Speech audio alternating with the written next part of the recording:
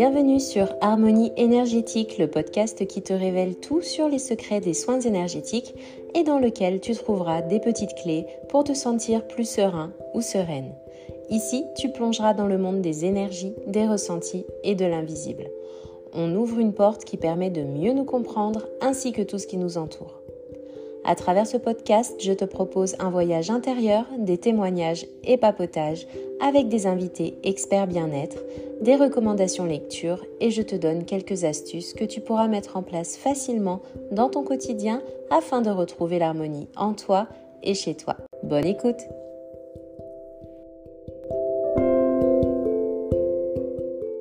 Salut, c'est le 20e épisode d'Harmonie énergétique. C'est fou ce que ça passe vite, alors un grand merci à toutes celles et ceux qui me retrouvent chaque semaine. Et comme on entre en plus dans une toute nouvelle saison, eh bien c'est l'occasion de faire le point et aussi de vous partager tout plein de nouveautés. Ça fera bientôt 5 mois que le podcast est lancé, que je tiens le cap pour être au rendez-vous chaque semaine sur vos plateformes préférées et YouTube. Et derrière tout ça, je m'organise entre mes séances et les joies de l'entrepreneuriat. J'ai pas mal réfléchi cet été à la tournure que je souhaitais réellement donner à ce podcast et à ce que je pourrais y apporter de plus, car oui, parler des soins énergétiques, c'est bien beau, mais il y a tout un monde, tout un univers qui gravite autour de tout ça. Univers que j'ai découvert il y a plusieurs années, mais que j'ai approfondi vraiment en détail ces derniers mois pour pouvoir vous en parler et vous aider du mieux que je le peux à mettre le doigt sur les sources de certains déséquilibres, mais aussi à comprendre la relation entre le corps et nos émotions. C'est pourquoi je vous embarque dans une toute nouvelle saga, celle des troubles psychosomatiques, entre autres, parce que ne l'oublions pas, j'adore toujours vous raconter mes histoires de maisons et de lieux un peu étranges et je compte pas m'arrêter là non plus. Donc voilà, tout ça pour vous dire que je me suis bien botté les fesses les derniers mois pour trouver les thématiques qui pourraient vous intéresser ainsi que les points de vue de plusieurs spécialistes sur le sujet qu'on abordera d'ailleurs dans chaque prochain épisode. Pour celles et ceux qui me suivent déjà sur les réseaux, vous vous en rappelez peut-être ou pas, mais j'avais demandé quels étaient les troubles ou les problèmes physiques les plus importants que vous ayez vécu au cours de votre vie. Et dans les premiers, ce qui est vraiment ressorti, c'était les problèmes cutanés. D'ailleurs, petite anecdote à ce sujet, pour l'ironie, j'ai eu l'envie d'en parler seulement afin de pouvoir vous donner une certaine ouverture, un autre positionnement par rapport à ces problématiques et surtout comment les aborder différemment et notamment pouvoir faire le lien entre les problèmes de peau et nos émotions. On est donc en juin 2023 à ce moment-là et je commence à écrire sur les premiers sujets en lien avec les affections cutanées qui me viennent à l'esprit. Le premier, l'acné. Bon, normal, j'en ai vécu comme la plupart des personnes et ça m'a affecté quand même à une certaine période de ma vie. C'était donc logique que ça sorte en premier.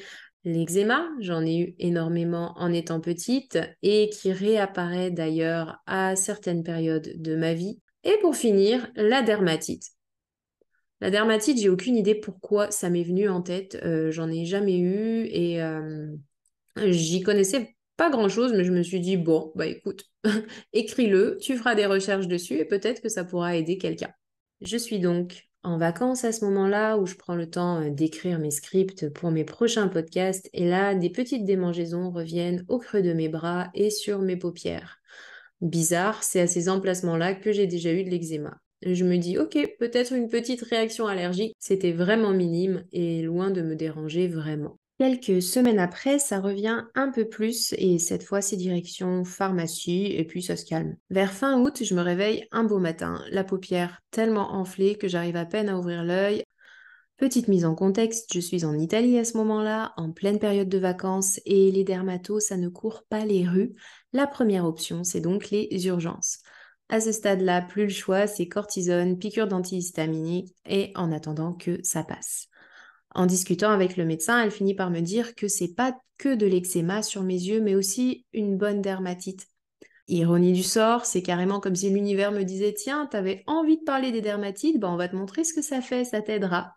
Donc voilà, ayant maintenant expérimenté les trois, acné, eczéma et dermatite, je peux me sentir un peu plus légitime pour vous en parler. Tiens, c'était peut-être ça finalement la raison. Vous vous en doutez, Ce ne sera pas d'un point de vue médical. Je ne suis pas médecin ni avec l'approche des dermatologues que je souhaite aborder ces problématiques, mais plutôt comment faire le lien entre nos émotions et ces affections cutanées. Car même si oui, la cortisone et ma petite piqûre m'ont bien aidé, même si oui, des prescriptions de crèmes données par les dermatologues peuvent aussi améliorer certaines situations, pour ma part, ça ne s'est avéré que temporaire. Cet épisode a pour but de faire le lien entre nos émotions et certaines problématiques et n'exclut en aucun cas l'importance d'un avis ou d'un traitement médical. Aborder les problématiques et faire le lien avec certaines émotions constitue un pas vers la guérison, mais ça ne se substitue pas à une prise en charge médicale. Consulter donc un médecin, un dermatologue en premier lieu reste primordial. Et se tourner vers la naturopathie, les huiles essentielles ou les soins énergétiques peut se faire en complément.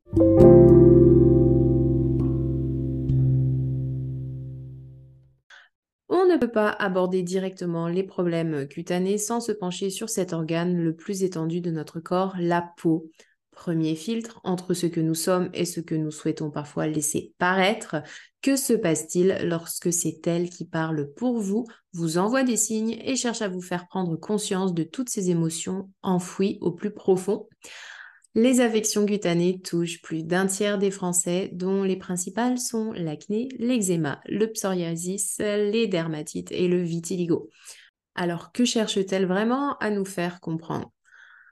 Pour entrer dans cette saga, puisque plusieurs épisodes sont dédiés à une problématique particulière, on entre aujourd'hui dans le vif du sujet en abordant les points de vue de deux spécialistes, Christiane Berland, auteur du livre The Key to Self-Liberation, je ne l'ai trouvé qu'en anglais, et Jacques Martel, auteur du livre Le Grand Dictionnaire des mots et des maladies. Deuxième petit disclaimer, mon but n'est pas de vous lire leur passage, mais vraiment de chercher à comparer leurs points de vue, de faire des liens afin de vous apporter une conclusion qui pourra vous être bénéfique. Car vous pourrez le voir, même si leurs approches diffèrent, on retrouve quand même énormément de similitudes. Si ça vous intéresse tout de même de les lire, car ils n'abordent pas que les problèmes de peau, mais toutes sortes de maladies et de troubles physiques, ainsi que le rapport entre nos émotions et notre corps, vous pourrez retrouver ces deux ouvrages en cliquant plus bas dans les notes de l'épisode. D'ailleurs, dans leurs livres, vous pourrez aussi retrouver dans chacun de leurs livres des sortes de petits mantras, des phrases que vous pourrez lire à haute voix et qui pourront vous aider à prendre conscience de ce qui a pu générer un problème en particulier. Je ne vous laisse pas attendre plus longtemps, c'est l'heure de découvrir et d'en apprendre un peu plus sur les secrets de notre peau. En médecine chinoise, la peau agit comme une frontière visible entre le monde intérieur et extérieur, jouant le rôle d'interface entre les deux.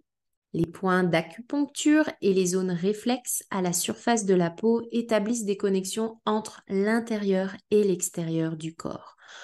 Le toucher, en définissant les limites corporelles, contribue à façonner notre individualité et notre identité. Le contact physique, en particulier lors de l'enfance, est crucial pour le développement physique et psychique.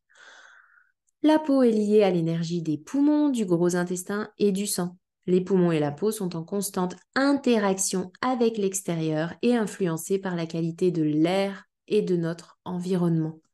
Son état est fortement influencé par l'énergie des poumons, la qualité du sang et des liquides organiques. D'ailleurs, le sang est lié à la conscience et aux émotions, ce qui signifie que des déséquilibres sanguins pourraient avoir des répercussions émotionnelles et cutanées. La peau agit également comme un émonctoire naturel en éliminant les déchets du corps et les toxines. Quand on voit qu'elle est en lien avec le gros intestin qui a quand même un peu une fonction similaire, là on peut comprendre aussi que tout ce qu'on mange peut avoir un impact sur notre peau. D'après Christiane Berland, qui est l'auteur du livre The Key to Self-Liberation, la clé de votre libération, tout simplement en français. Pour elle, la peau, c'est bien plus qu'une simple barrière entre notre intérieur et notre extérieur. En fait, elle agit comme un miroir de nos émotions les plus profondes. C'est une extension de nos ressentis intérieurs et de notre perception intime du monde. Pour elle, la peau ressent, voit et vit. Elle reflète nos sentiments d'autorité intérieure, notre certitude et la fierté que nous avons en notre propre valeur individuelle. Elle établit des frontières vis-à-vis des autres, nous permettant ainsi de prendre plus soin de nous. Cette ouverture se reflète dans nos interactions avec notre environnement, nos amis et bien plus encore. En somme, notre peau, c'est le reflet de notre relation avec nous-mêmes. Donc si nous prenons soin de nous et nous respectons pleinement, notre peau rayonnera de manière détendue, nous préservant des blessures et des méfaits d'autrui. Enfin, notre peau peut également révéler des problèmes de communication. D'après elle, la peau agirait comme un miroir de nos interactions avec nous-mêmes et avec les autres, nous rappelant donc l'importance d'une communication authentique et harmonieuse. Si on veut maintenant comparer son approche avec celle de Jacques Martel, pour lui, la peau est bien plus qu'une simple barrière corporelle, elle représente notre individualité et notre connexion au monde extérieur également. Elle communique inconsciemment notre état émotionnel et influence nos interactions avec les autres. L'état de notre peau reflète nos émotions et notre attitude envers nous-mêmes ainsi qu'envers autrui. Les problèmes de peau peuvent être le résultat d'irritations émotionnelles, mais également d'insécurité. Les affections cutanées indiquent souvent des difficultés de communication et des pertes d'intégrité relationnelle. La peau nous encourage à réfléchir à nos limites, à nos besoins de contact humain et à notre capacité à exprimer nos émotions. Elle agit comme un messager émotionnel, nous incitant à être conscients de nos émotions, de nos besoins et donc de nos relations. Ces deux points de vue mettent vraiment en lumière des similitudes assez intrigantes concernant la relation entre nos émotions et notre peau. Et ils nous rappellent vraiment tous les deux que notre peau n'est pas simplement une couche externe de protection, mais plutôt un miroir de notre être intérieur ou une extension de nos sentiments et de nos perceptions du monde. Dans les deux cas, elle est vraiment perçue comme un indicateur de notre estime de soi, de notre relation avec nous-mêmes et avec les autres. Elle agit comme un messager émotionnel, ce qui révèle nos émotions les plus profondes, nos besoins et nos interactions avec le monde qui nous entoure. D'après Christiane Berland, la peau, elle est plutôt décrite comme une manifestation de notre autorité intérieure et de notre acceptation de nous-mêmes, et elle devient ainsi un baromètre de notre bien-être émotionnel.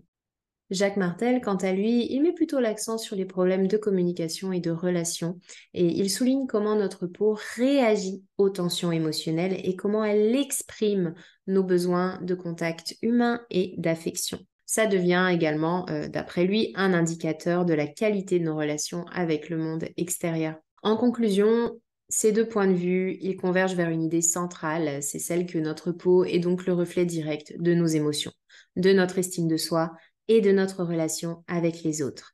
Il nous invite donc à y être attentifs puisque c'est un moyen de mieux comprendre notre monde intérieur, nos besoins et nos interactions avec notre environnement.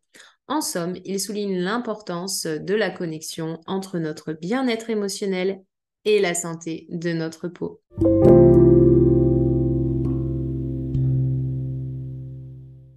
Pour toute question, interrogation à ce sujet, n'hésitez pas à m'écrire par mail ou à laisser une question en bas de l'épisode. Toutes les infos sont dans les notes comme d'habitude. Vous pourrez également y retrouver les sources des livres mentionnés dans l'épisode.